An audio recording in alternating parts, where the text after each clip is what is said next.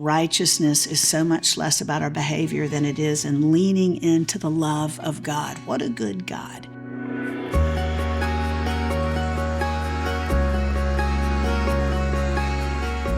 Welcome back to the NIV Application Bible Podcast.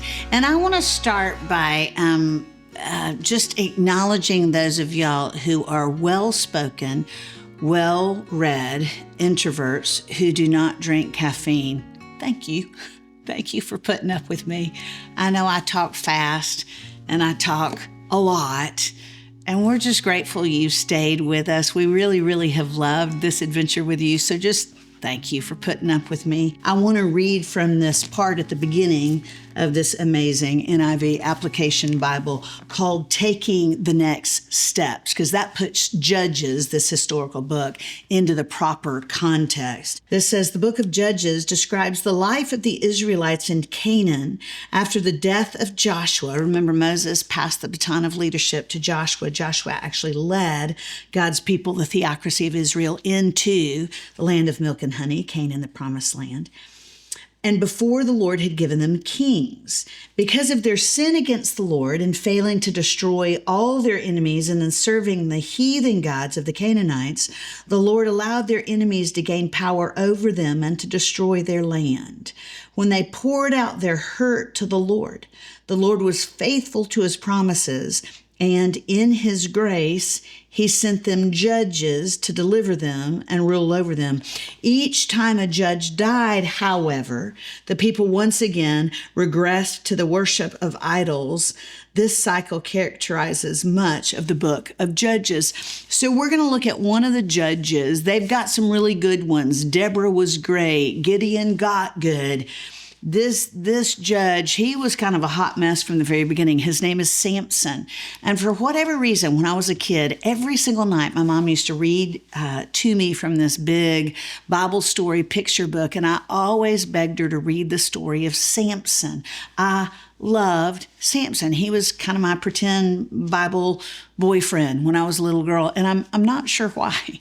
Because his story is really a sad story, although he was buff.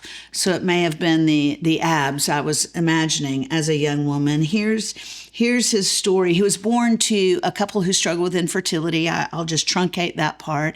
And so his birth is just an incredible miracle. An angel actually announces his birth to his mother and father. And the angel tells them, you're going to raise him as a Nazirite. And what that meant was he's going to live a life that's basically set apart from other little boys. And even by the things he does, it will be signs of God being with this boy. And so Nazirite vows were basically, you couldn't touch anything dead. You couldn't have anything to do with the fruit of the vine. That would be grapes. So no grapes on your charcuterie board, no raisins in your cereal, no wine with pasta. And then a Nazirite could not shave their hair. They couldn't cut their hair. And so Samson, this child born as a miracle to infertile parents, raised as a Nazirite, by the time he's an adolescent, he's broken every single one of those Nazirite vows. If I were to give him a title, it would be Romeo without a clue. And here's proof of that. This is Judges chapter 16, verse 4. Sometime later, he, Samson, fell in love with a woman in the valley of Sorek, whose name was Delilah. The rulers of the Philistines, and those are just these enemies of the Israelites, kind of like the Hatfields and McCoys, angry, militant enemies of God's people, the Philistines.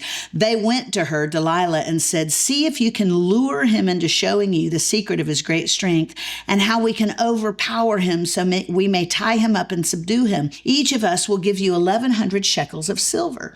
So Delilah said to Samson, tell me the secret of your great strength and how you can be tied up and subdued. Can you see why he's a Romeo without a clue? I mean, Lord, have mercy. You take a woman to dinner and she says, I want to see how we can subdue you so the Philistines can overpower you and humiliate you because you've wreaked havoc among our people, which the beginning of his story kind of shows you how he was always wreaking havoc to the Philistine people and humiliating them as this really strong Israelite guy. If somebody you go out with says they intend to kill you, don't ask them out on a second date. Even more so, the hint of God's mercy is at the very beginning of that passage. Sometime later, he fell in love with a woman in the valley of Sorek. Do you know what the valley of Sorek means? The valley of vineyards, Grapeville. How kind is God? Samson has broken vows over and over and over and over again. By this point in his story, he's supposed to be a spiritual leader. Instead, he's a Romeo without a clue. He's a rebel. He's flouted the goodness of God and the holiness of God by his actions. He's just done whatever his crooked little heart desires. And yet still, God is putting up signposts in his life. Samson, you're a Nazirite. Don't date a girl in Grapeville. He goes right past the sign. Delilah says she's going to try to tie him up and subdue him. He answers her, if anyone ties me with 7 fresh bowstrings that have not been dried, I'll become as weak as any other man. Then the rulers of the Philistines brought her 7 fresh bowstrings that had not been dried, and she tied him with them. With men hidden in the room, she called to him, Samson, the Philistines are upon you. But he snapped the bowstrings as easily as a piece of string snaps when it comes close to a flame. So the secret of his strength was not discovered. Then Delilah said to Samson, you've made a fool of me. You lied to me. Come now and tell me how you can be tied. Again, what a yahoo. Why he doesn't just ghost this girl and date somebody who doesn't have the intent to kill him. I don't know why. It goes on. He tells her several times, oh, here's how you can subdue my strength. And he every time is telling her a fib. With such nagging, isn't that a hoot? People tell me the Bible's boring. I'm like, this is more colorful than a soap opera. With such nagging, she, Delilah, prodded him day after day until he was sick to death of it. So he told her everything.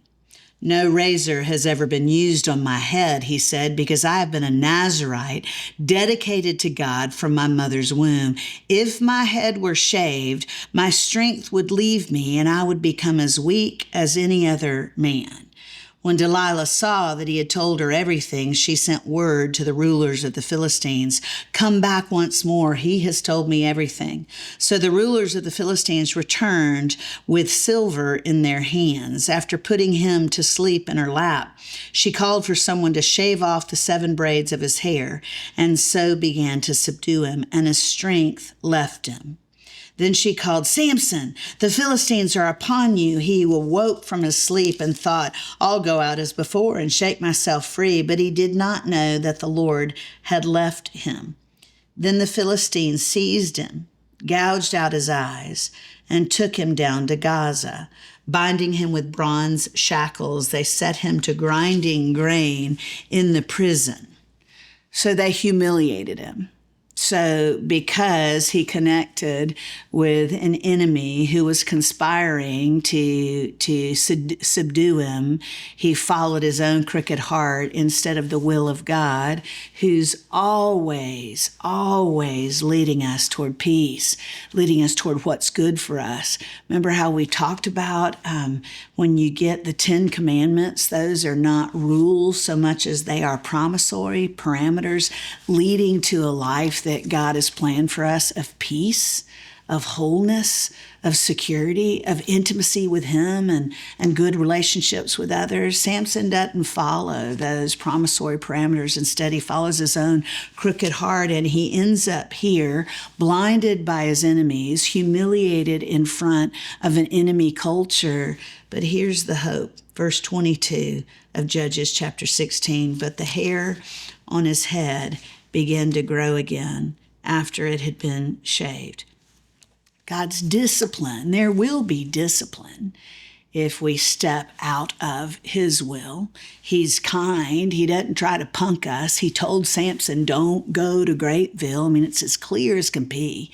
Our God doesn't make how he wants us to walk mysterious.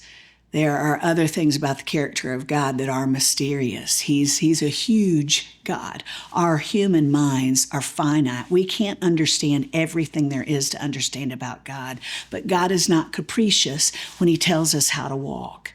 And he told Samson, walk this way. And Samson said, no, I'm walking my own way. So there is discipline, not because we have a capricious God, but because we have a God who loves us.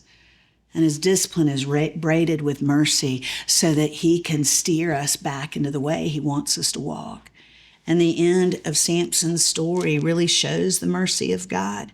He's humiliated by his enemies. He's in shackles. He's in the basement of effectively a building where these people are partying over him, these enemies of God, these people who hated the one true God. And Samson says, please, God, strengthen me just once more and let me with one blow get revenge on the Philistines for my 2 eyes. Then Samson reached toward the 2 central pillars on which the temple stood. This was an evil temple, by the way. Bracing himself against them, his right hand on the one and his left hand on the other, Samson said, let me die with the Philistines. Then he pushed with all his might, and down came the temple on the rulers and all the people in it. Thus he killed many more when he died than when he lived. Then his brothers and his father's whole family went down to get him. They brought him back and buried him between Zerah and Eshtaol in the tomb of Manoah, his father. He had led Israel 20 years. He led really, really poorly for 19 years and 3/4. But at the very end, this mistake-prone man cried out to God, and God heard him, because we have a good God. And his discipline is always braided with mercy. And because of that, you can start really bad and finish really good. Here's the application. Samson was blessed by God with strength, but he failed to use his gifts wisely. Instead of letting God guide him in his actions, he acted impulsively and without any self-control. He gave in to anger, lust, and self-gratification. Today, with internet access at our fingertips and a culture of moral relativism, Christians need to cultivate a lifestyle that shows the fruit of the Spirit, self-control, goodness, and faithfulness. When we let the Spirit guide our actions, we can resist temptations and demonstrate a righteous lifestyle. Again, y'all, righteousness is so much less about our behavior than it is in leaning into the love of God. What a good God. You've got a rebel, a Romeo without a clue, and yet God doesn't leave him. At the end, you see God's closeness with Samson. He doesn't kick him to the curb. He's a good God, and this shows his goodness. It's not a rule book. It's not a collection of morality tales that are fictional. That's a true story. At its core, the Bible is a love story.